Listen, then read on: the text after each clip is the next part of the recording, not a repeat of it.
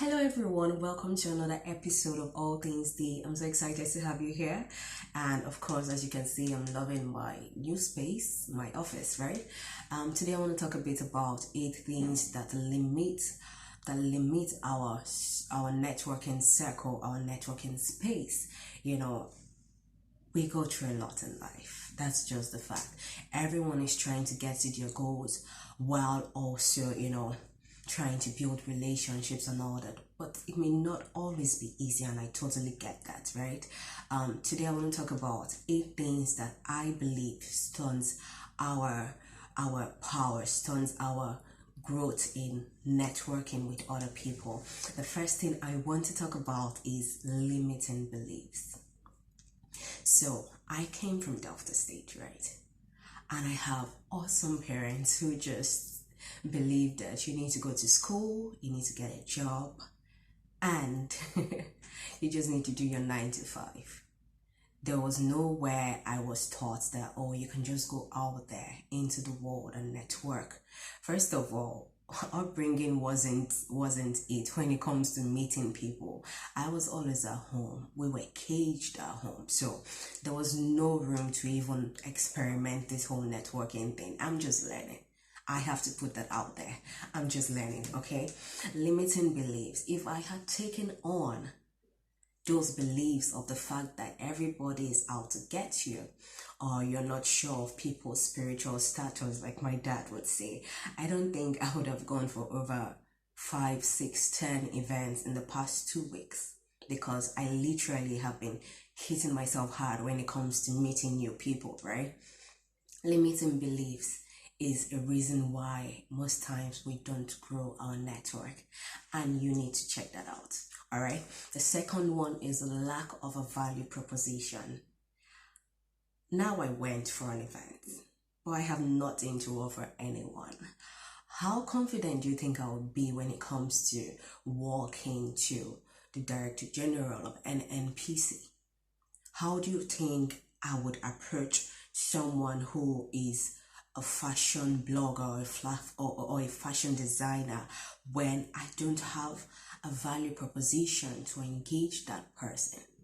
It is extremely important that you have a value proposition that you bring into the table. That is the basis of connections. That is the basis of engaging with people valuably. But if there is no value proposition, how do you go about that? There's no way. It's not prayers. There is no way, right? The third one is a lack of understanding of your social space, and a lack of understanding of your social space. If you were to walk into a room where there are certain dignitaries who have a mindset, these are a caliber of people. There's a way they think, there's a way they act. There are things that are expected of everyone in that room, and you just found your way there, maybe invited by a friend or something, I don't know. And you don't know where you're at. I mean, you know that you're at 14B, so Crescent in Delta State or in Lagos or whatever, but you don't know how to navigate with the people you have found yourself. And I did this when I was a lot younger. I had put myself deliberately in certain spaces that was way higher than where I was at that point in time. And I did it intentionally.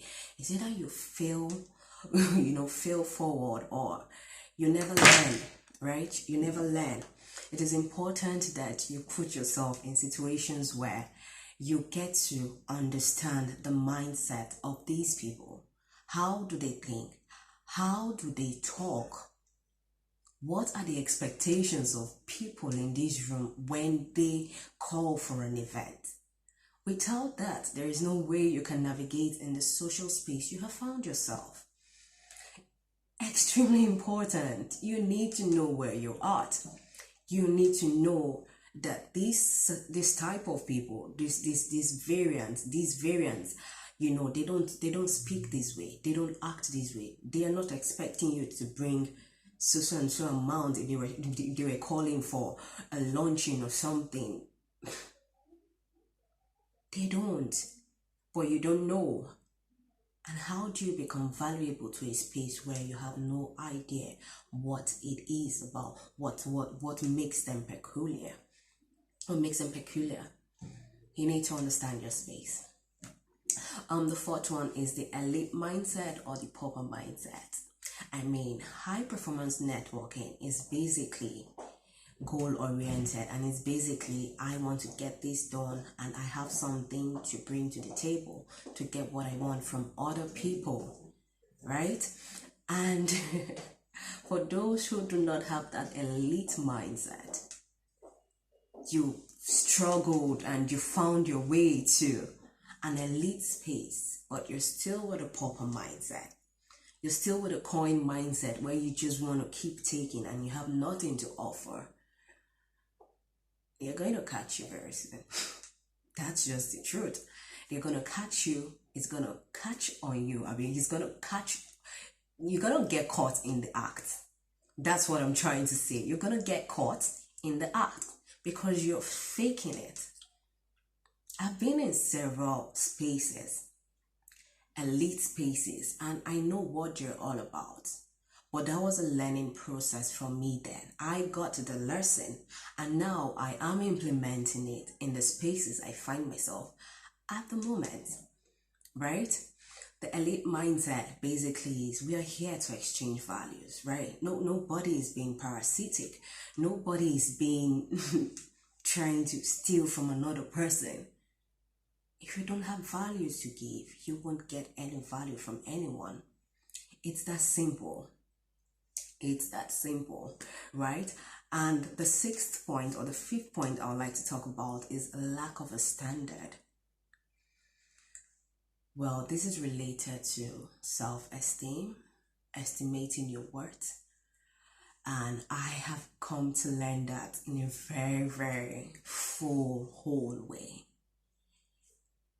How you gauge yourself is how people would gauge you. If you were to find yourself in a space today and you say, I want to be the servant here, that is the role the people would accord you. But if you see yourself as, oh, I can take charge here, why not? Why not?